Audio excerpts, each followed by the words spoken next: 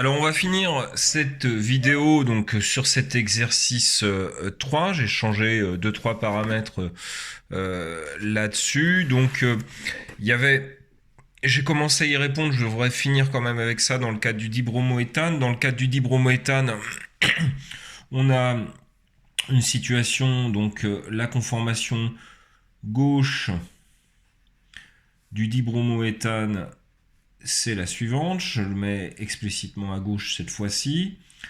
La situation, elle est qu'on a 11% de gauche et 89% de anti. Pourquoi? Eh bien, tout simplement, par rapport au chlore, eh bien, la grosseur du brome est plus importante que la grosseur du chlore. Et donc, tout simplement, eh bien, cette situation-là est plus défavorable dans le cadre du brome que dans le cadre du chlore. Et donc, le brome va être majoritairement, beaucoup plus encore, eh bien, dans la conformation anti, où vous allez avoir les deux bromes qui sont l'un en face de l'autre. La question maintenant, qui est la question, ça c'est la fin de la question 2, j'avais commencé, la question 3. La question qui est intéressante, c'est l'éthane. 1,2 diol, c'est-à-dire OH, CH2, OH. Alors elle adopte préférentiellement une conformation gauche, et l'idée c'est d'expliquer ce phénomène. Alors, pourquoi cette conformation gauche? On va déjà l'écrire. On va écrire les deux conformations.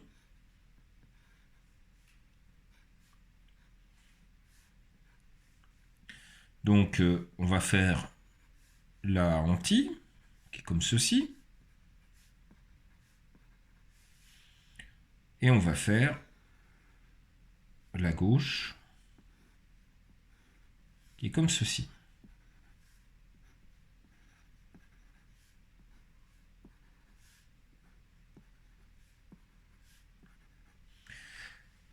Alors, pourquoi cette situation? Alors c'est là où je fais un petit peu réfléchir normalement en TD tout le monde. Alors c'est pas une histoire de taille, parce que l'atome d'oxygène, c'est un atome qui est quand même assez imposant, même s'il est moins imposant que le chlore. Non, la vraie raison, elle se situe ici. En fait, l'hydrogène qui est là va créer une liaison hydrogène stabilisante. On a une liaison hydrogène,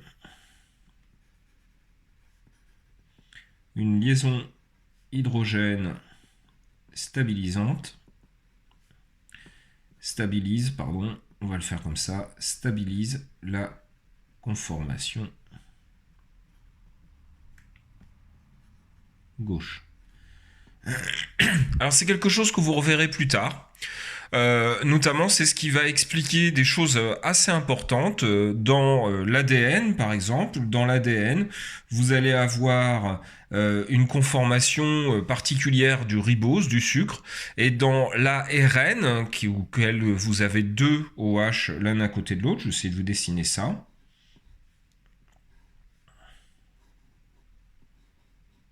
J'essaie de vous dessiner ça un petit peu.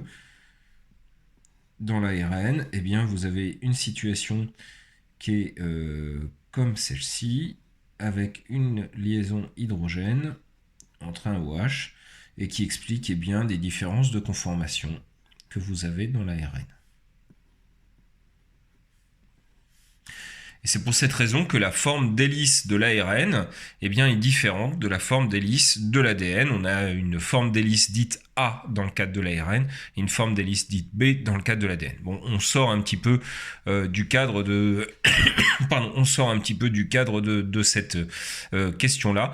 Mais bon, cet effet gauche, en fait, vous allez le retrouver. Ce qui était important à trouver ici, c'est la formation de cette liaison hydrogène, en fait, que l'on a entre l'hydrogène d'un des groupes avec l'oxygène de l'autre groupe. D'accord ? Donc voilà pour la fin de cet exercice 3. C'était la deuxième partie et dernière partie de l'exercice 3. On va passer à l'exercice 4.